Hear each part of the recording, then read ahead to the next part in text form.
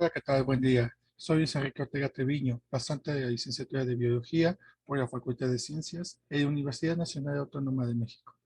Actualmente estoy colaborando con especialistas en cambio climático y del sector forestal en servicios ambientales y cambio climático SAC-AC. El tema que he venido a exponerles es estimación de contenido y captura potencial de carbono en diferentes coberturas vegetales en Coatzacoalcos, Veracruz, México. Antes de iniciar este tema, es necesario recordar lo siguiente.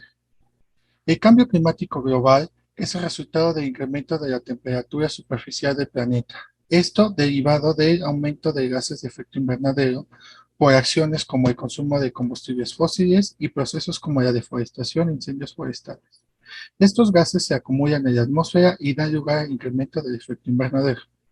Asimismo, la vegetación y los suelos representan importantes reservorios de carbono, los cuales nos ayudan en la mitigación o reducción de gases de efecto invernadero como el dióxido de carbono.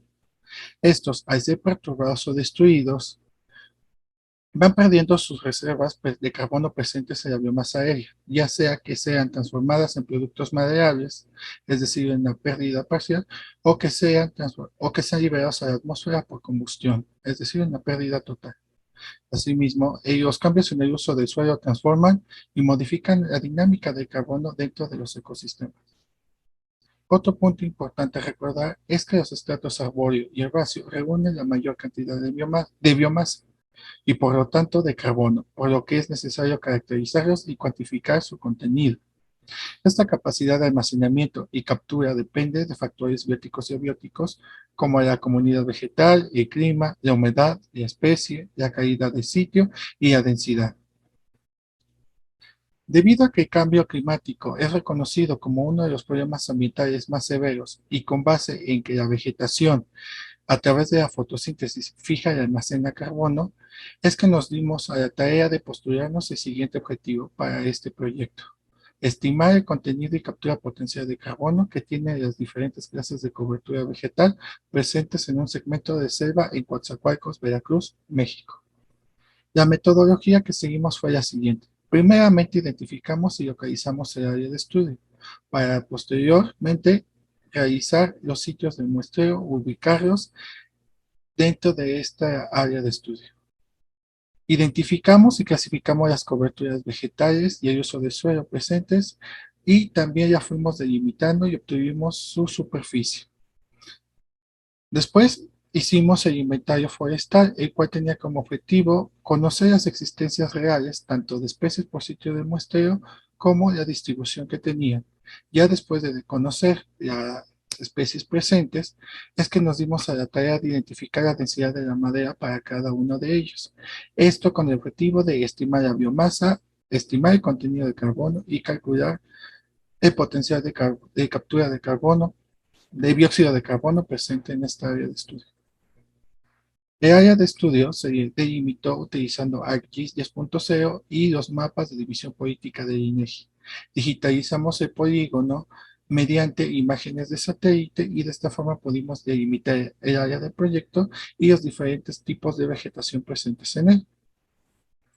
Seleccionando las imágenes más claras, es decir, sin nubes o polvos que interfieran, es que obtuvimos el polígono rojo que les estamos aquí exponiendo. Esta es nuestra área de estudio. Nosotros identificamos 17 sitios de muestreo, los cuales se caracterizan por ser polígonos rectangulares de 50 por 10 metros, localizados y distribuidos en las diferentes coberturas vegetales. Cabe mencionar que cada uno de estos sitios de muestreo fueron georreferenciados.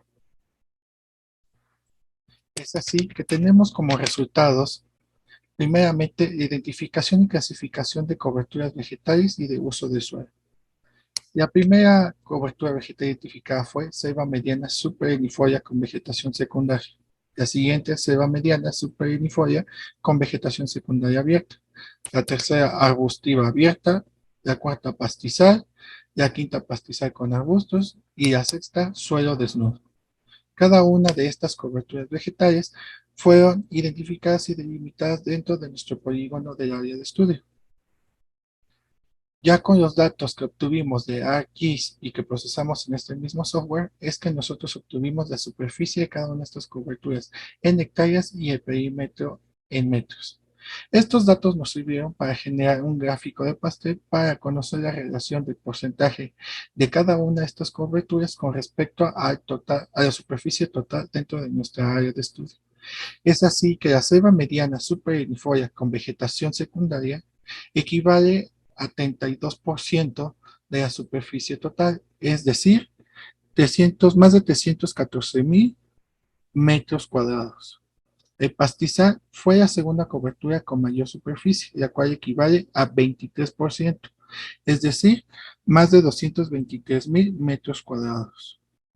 La tercera cobertura vegetal con mayor superficie fue la selva mediana superinifolia con vegetación secundaria abierta, la cual equivale a 23% de la superficie total, es decir, más de 221,000 metros cuadrados. Ya teniendo estos datos de superficie, es que nos dimos a la tarea de calcular la madera dentro de nuestra área muestral. Es así que obtuvimos 372,50 metros cúbicos de madera, donde las especies con mayor aportación a este volumen total fue Cocoloba barbadensis con 124,29 metros cúbicos, Ficus pertusa con 26,85 metros cúbicos, Guasuma unifolia con 24,7 metros cúbicos. Cabe destacar que la selva mediana superinifolia, tanto abierta como no abierta, como con vegetación secundaria, contribuyeron con 257,87 metros cúbicos de madera dentro de nuestra superficie de muestreo. La identificación de las especies por sitio se realizó mediante la revisión bibliográfica de los tipos de vegetación presentes en la región y se corroboró con visitas al Herbario Nacional Forestal de INIFAP. Es así que identificamos 66 especies pertenecientes a 30 familias diferentes distribuidas en las 6 clases, en todas las clases de vegetación. Todas estas especies fueron características de la clasificación de Redosky de 1978 y de Miranda y Hernández Xolocotzi de 1963. Al ser la selva mediana superinifolia y la vegetación dominante de la región, es que destacan sus especies características como Cocoloba barbadensis, Ficus pertusa, Guasuma humifolia, Enterolobium cyclocarpum, Cecropia obtusifolia y Miconia argentea. Ya después que identificamos cada una de las especies, es que nos dimos a la tarea de buscar, mediante una revisión bibliográfica también, el valor de la densidad de la madera para cada una de ellas. Algo importante de destacar es que en nuestras fuentes bibliográficas, algunas especies registraron más de un valor de densidad.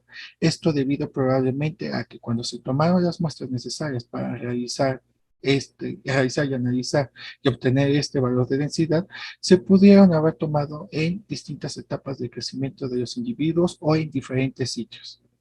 Es así que con la densidad ya buscada y encontrada de las especies presentes en esta área de estudio, pudimos destacar 3 especies con mayor densidad, las cuales fueron Diarium guianense con 0,99 gramos sobre centímetro cúbico, Santohirium caribeum con 0,97 y Randia armata con 0,91. Por el contrario, las especies con menor densidad fueron Heliocarpus apedinculatus con 0,19 gramos sobre centímetro cúbico, Heliocarpus donnelly-smithi con 0,26 y Cochlospermum vitifolium con 0,27 gramos sobre centímetro cuadrado.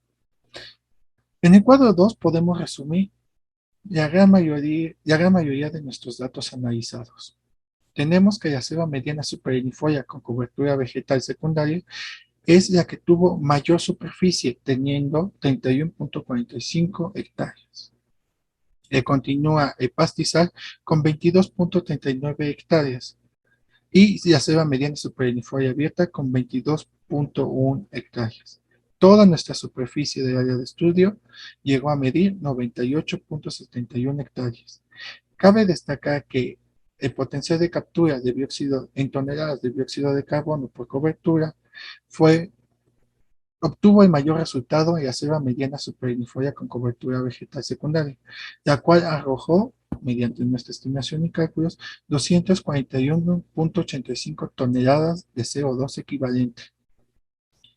Y continúa, por ejemplo, la selva mediana superinifolia abierta con 88,17 toneladas y el pastizal con 36,71 toneladas. Algo curioso que hay que resaltar es que a pesar de que pastizal tenía muy poca la diferencia, tenía más superficie que la selva mediana superinifolia, se registró más toneladas de CO2 equivalente en la selva mediana superinifolia abierta. Esto debido al estrato que es arbóreo, que es al estrato arbóreo que es mayoritario en la selva mediana.